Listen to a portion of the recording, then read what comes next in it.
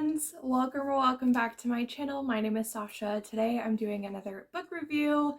This book, I haven't even sat down to do my written review yet. I just finished it last night, so my thoughts might be a little all over the place, as is kind of usual, I feel like. Anyway, before we get started, we do have a quick word from today's sponsor. Hey there friends, it's me, Sasha, and today's sponsor is my Etsy shop, Dreaming of Stars Co. Have you ever wished you could match the vibe of your favorite book to a bookmark? Have you ever started reading a book but wanted to take a break and realized there was nothing close by except the last receipt from your library to use to hold your place? Hey, we're here to listen. We don't judge. Whether it's dark romance, queer, indie, fantasy, sci-fi, nonfiction, we've got bookmark designs just for you. And when I say we, it's really just me, but the we makes it sound, official or something. All my bookmarks are made right here in this very room by me, myself, Sasha Marie. You can use code WELCOME10 on your first order for a discount. Thank you so much for watching. Now back to your regularly scheduled programming. So as you can see from the title, I recently read The Invisible Life of Addie Larue by V.E. Schwab. V.E. Schwab is an author who I have known about for many years. They have written so many series and books that have sort of taken over all of the book communities I've been a part of since I was in college. This is a very, I feel like, current, relevant, prolific author, and the fact that this was my first book by them, I think was really exciting. This book I read because of a book club I am a part of, and it was actually really interesting. This was our pick for March. Our pick for February was The Husbands, and I did not have a good time with The Husbands.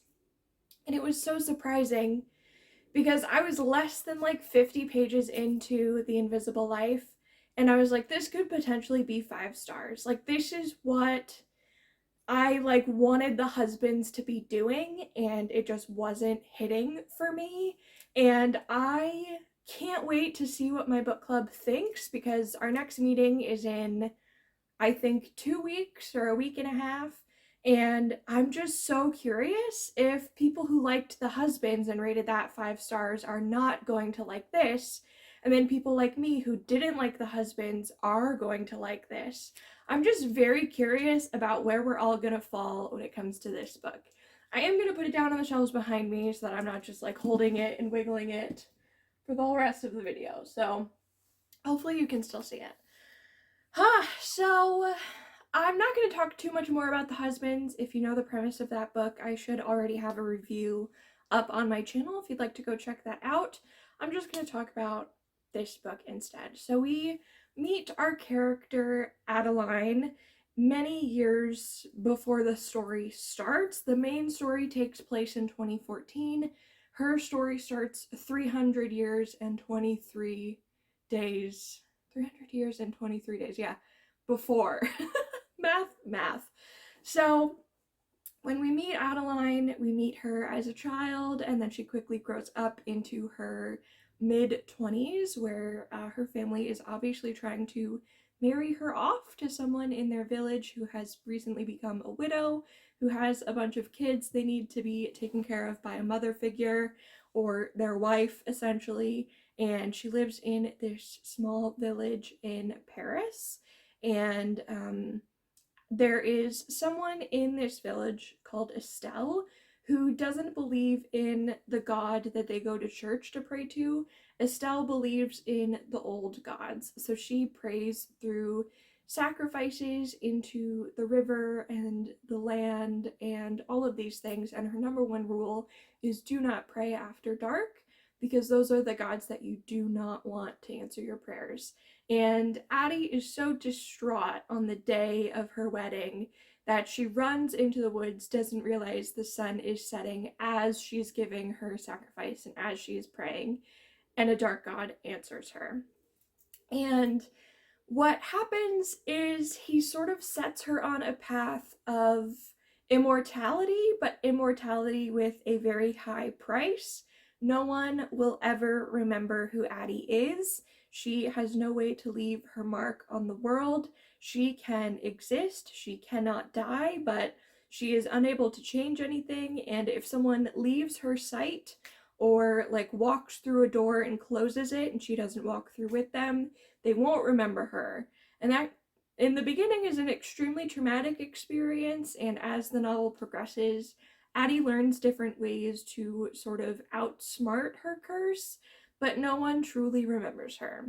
So there's a lot of good discussion on what happens to your morals when all you can do is survive and no one is going to remember your crimes anyway.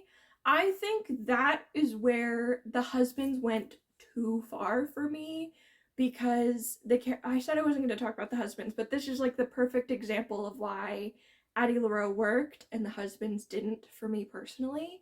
In the husbands, our main character is becoming so desperate that she starts harming people, even though she believes and hopes that everything will reset and those people will end up not being harmed.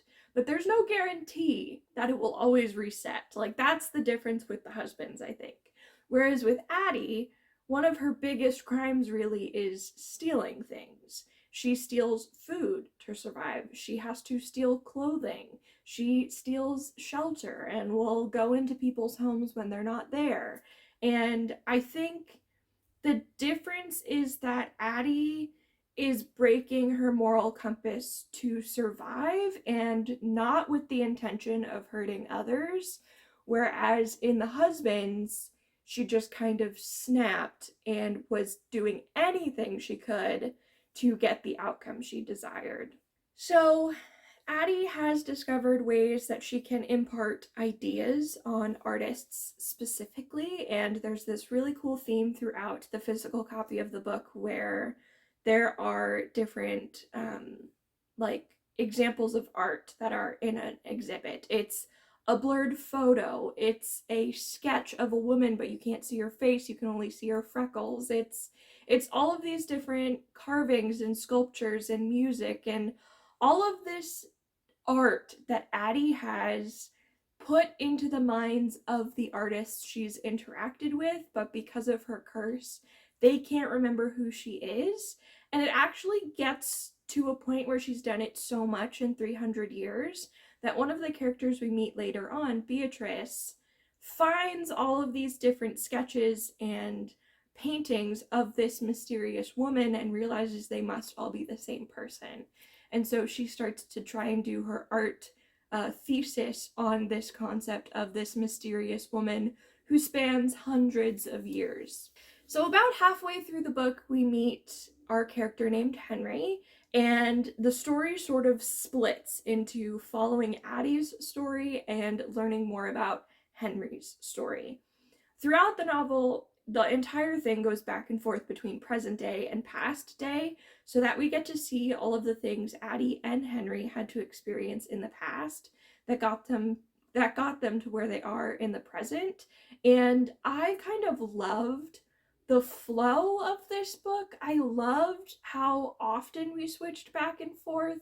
At no point was I was like, oh my gosh, I was so into what we were talking about right now, I wish we hadn't gone to this perspective. It always fit so seamlessly with the discussions or the things that were happening in the present day that it was literally as if I was like a person, which I am, and I was just doing something, having a conversation, and then I had a memory, and like I'm in the memory, and then I'm right back to the conversation. That is exactly how this book is written. As if Addie is just talking about something or Henry is talking about something, it brings up a memory, the chapter stops, we go into the chapter of the memory, and then we pick right back up with what we were doing before the memory happened. It was incredible. I loved the writing in this. I also just really loved the descriptions of things, and this book has a very interesting discussion on immortality and life and death and choices and happiness and depression and self-worth, and there's so much to discuss here, and I think a lot of it comes from Addie, but even more of it comes from Henry. And I did feel like there was a little bit of a shift in momentum when Henry's character got more prominent in the story. His character is pretty depressing. And it made me do a lot of like self-reflection on his character specifically, and even through Addie's point of view. I was wondering like what choices I would have made similar or dissimilar to her. And it did get to a point where I was like not as interested in Henry's story, and I really just wanted to keep hearing about Addie. But I do understand why he was there and why his story was important. My kind of main takeaway with Henry is that I think this could be potentially very triggering for anyone who has any sort of addiction problem, specifically with alcohol or drugs.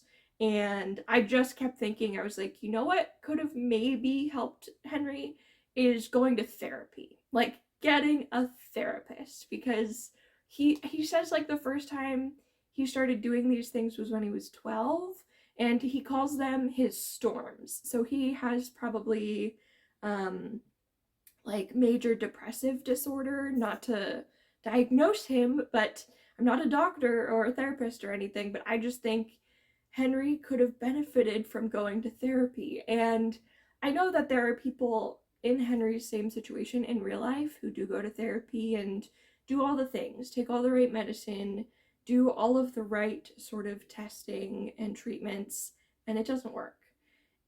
So I'm not saying that therapy could have and would have fixed Henry. I'm just saying I feel like it was a missed opportunity and a thing that he seemingly never even tried. And that is extremely frustrating to me as a person reading this book, when I think so many of his problems potentially could have been solved if he had just been in therapy. So that's my like one main gripe with Henry as a character, and just feeling like these sections were really slow and depressing and kind of dull. And Addie had lived such an interesting life, because being alive for 300 years, there's a lot of stories you could tell. And I was way more interested in anything Addie had ever done than hearing about what Henry had been up to in like 2013. I was like, I really kind of don't care, which is not great because Addie and Henry are falling in love. And he is a very prominent, important character because he's the only character who can remember her. And this is a huge turning point in both of their lives because they are both cursed by the same god. And I had a theory. So now we're really getting into some spoilers here. If you didn't want to read or hear about spoilers, maybe skip the video. The rest is probably going to be spoilers. I did definitely have a theory that the darkness made Henry specifically for Addie. I at no point thought this was just like a happy coincidence and they just so happened to like outsmart the darkness and meet each other. I thought he was a trap. I thought Henry was a trap laid specifically for Addie, and the darkness, like with the same way that he had all of these bars and places and people that he would influence. I was like, oh, Henry was made for Addie to like break her even more. And I at no point was just going along with like, yeah, this is totally just what a fun happenstance that they both are cursed by the same person or demon or devil, god, whoever. So that wasn't really like a big reveal to me at the end when she tries to bargain for Henry's life and he's like, this you didn't meet like on accident. So that was just like, I don't know. I feel like potentially that part for a lot of people could have taken them by surprise. I haven't read any reviews of this book yet, so I don't really know what anyone else is feeling about it yet. I'm very interested to hear my book club's point of view and to hear other reviewers' points of view. Regardless, the entire book was so like rooting for Addie, but also kind of rooting for the darkness, because there were a few moments when you could tell that she was having a more or less positive or like net neutral maybe effect on him, whereas instead of him creating as much chaos and just like terror and torment as he could, he started to be softer with her. And I genuinely do think he fell in love with her and she fell in love with him. And then when she thinks, when they're in New Orleans, when she thinks that he just faked it all, he goes along with that to sort of save his pride and his ego. But I do think he fell in love with her. And I was much more interested in Addie's story with the darkness than I was with Addie's story with Henry. So those are my thoughts. They're still kind of jumbled, and I still had such a good time with this book. I I have no idea what I'm going to rate it. I lean towards a 5, but it's like I'm still so stuck in the thought of the book that, like, a lot of times I give 5s based on the feeling. Like, did I love these characters? Would I live, breathe, and die for these characters? Did I, like, read this so fast? I love the plot. I love the writing. I love the back and forth between time periods. I even loved having the additional perspective of Henry. I wish we could have got some perspectives of the darkness. I loved the descriptions and the settings and the emotions and the conversation that this book sort of evoked within me and will hopefully evoke at my book club when we go. So this book rates very high on my reading scale, but it's a hard one because, like I said, 5s I rate based on like the emotion I had while reading this book, where it's like, couldn't get enough, couldn't read fast enough, love these characters, and I don't know that I felt that way. So I don't know what I'm going to rate it, but I definitely recommend this book. I had such a good time with it. Finally, another win for February after having such a bad reading month in January. So anyway, I'm going to stop rambling. I hope my camera is still recording. I'll see you guys next time. Thank you for watching. Goodbye!